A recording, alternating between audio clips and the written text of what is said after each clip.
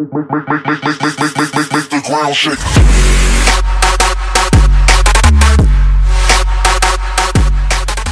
What is going up, guys?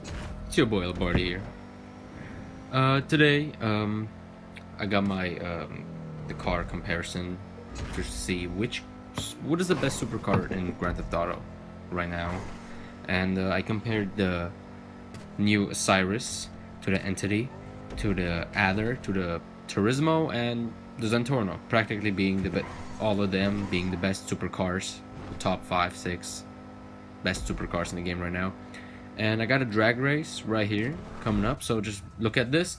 I slowed down the finish line entry, something like that. You can see all four on the screen. You see the Turismo, the Osirus, the Entity, the Zentorno, the Adder. And then right at the end, if you look really closely, you can see in the drag race, the Zentorno does beat the Osirus by inches. I slowed it down here, and I'll get even slower towards the end. You see, it's the Zentorno, then it's the Osirus, then it's the Adder, then it's the Entity, and then the Turismo, of course. I think it was that way. Now look really closely.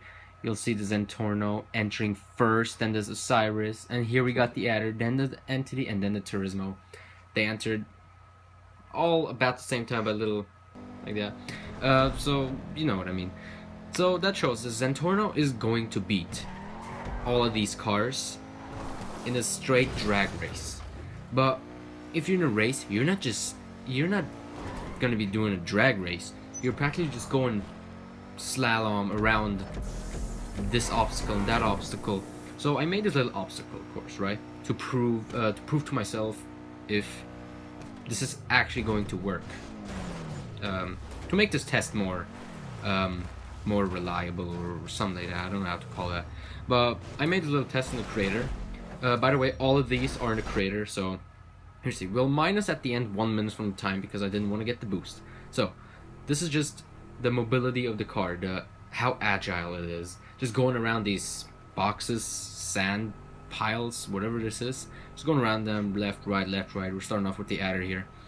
All of them come up at almost the same time. The Adder came up at 21 seconds. Minus 1, we got 20 because I didn't want to get the thing at the beginning, the boost, so I waited 1 second.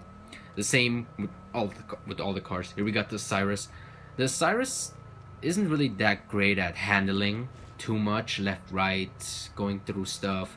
Its handling is not too good, but there's a third test you'll see. The Osirus again, 20 seconds. Now we got the Zentorno. The Zentorno I think was the best. No, sorry, it was the Turismo. But you'll see Zentorno, the same. All these cars, they get about 19 seconds. That is the time they end up getting. And I'm not the best driver, so most of these aren't perfectly reliable. Like they're not gonna be these scores aren't gonna be perfect. They're gonna be extremely close to what this would actually be if a pro driver would have driven this. Now this is the Turismo.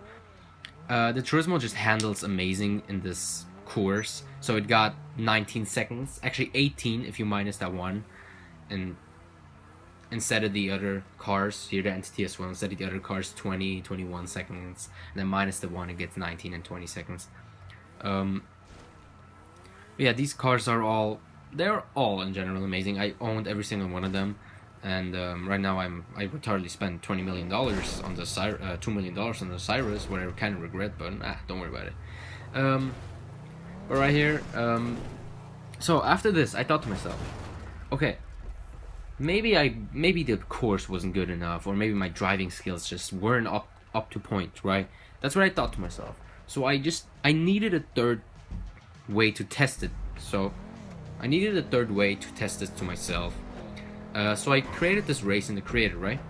It goes through the Rockford Hills, all those rich man area up in Rockford Hills, and it just goes around corners, just around corners, and there's a couple drags where you just gotta press on the gas and just go as fast as you can. And they're just, keep in mind, you might not be able to see the time at the end. I'll tell you the time. I forgot to slow it down all the way at the end, but just look at the clips. They are speeded up just because because I drove the race 5 times, and each time it ended up being like 4 minutes something, 3 minutes something, and I didn't want to have you guys sit here and watch 3.5 minute races, so I just speed them up by 550%. This is gonna be pretty fast. They're each like 25-40 seconds, something like that.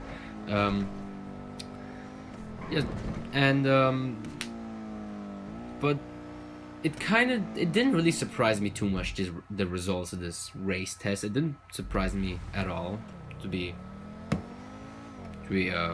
honest. It didn't really surprise me at all. I kind of expected these results, but right here, getting in, I started with the entity.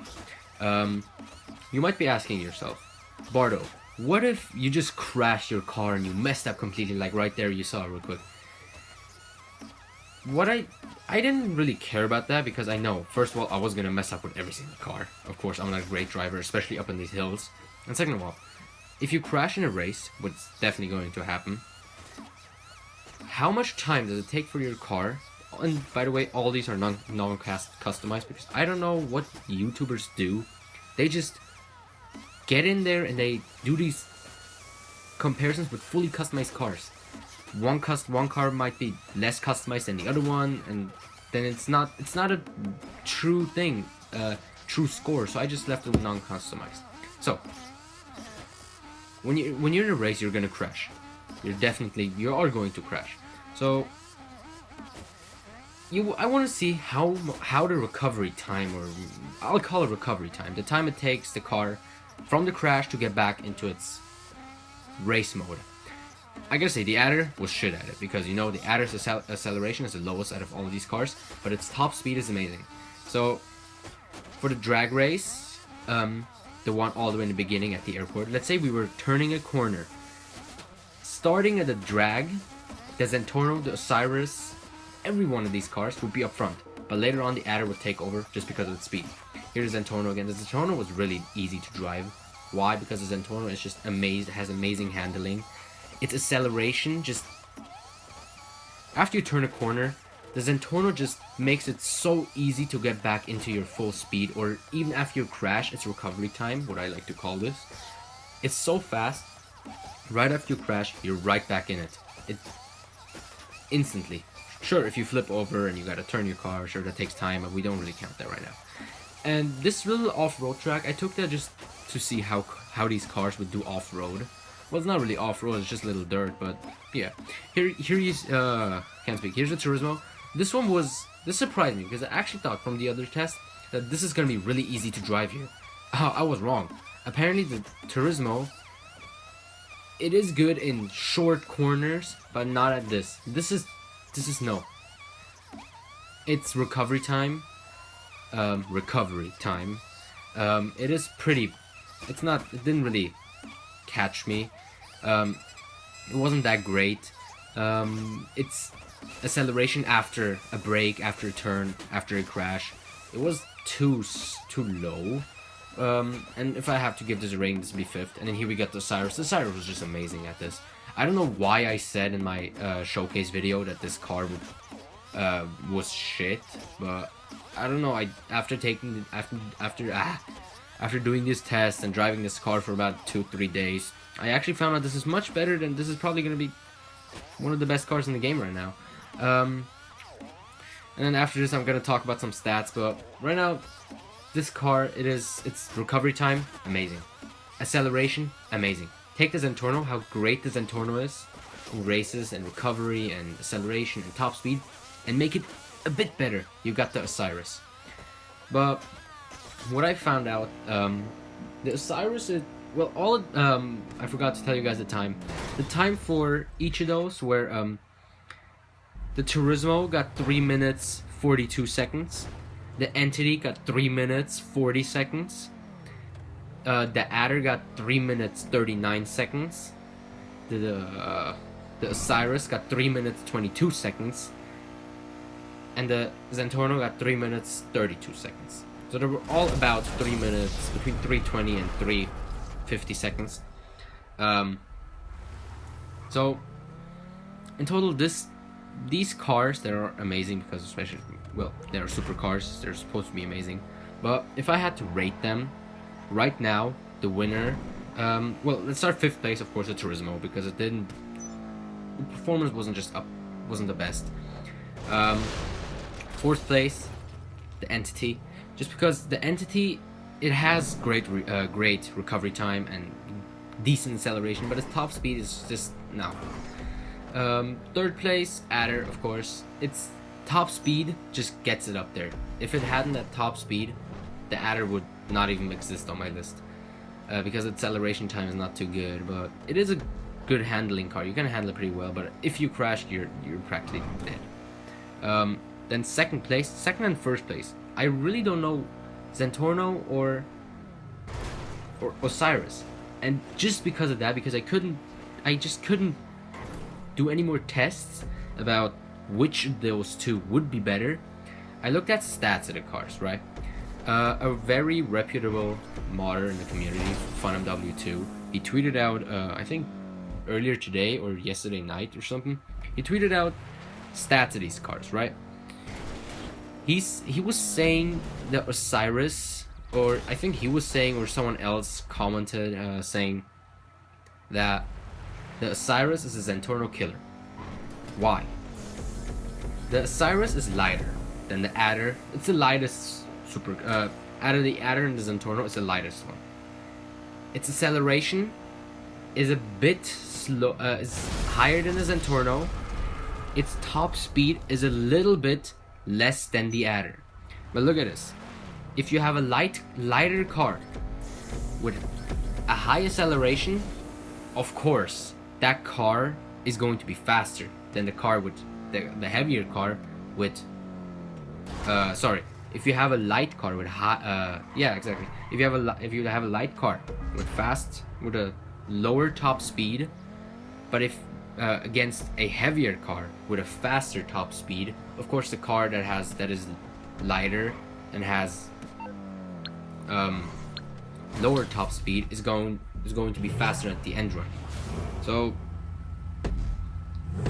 just thinking of that, I don't know if you guys really caught that because I said it in a really confusing way. I confused myself really. But short, the Osirus is light and is about the speed of the Adder. The Adder is heavy and is the fastest top speed car in the game. Light, if your car is light, it's gonna go faster. That's just common sense.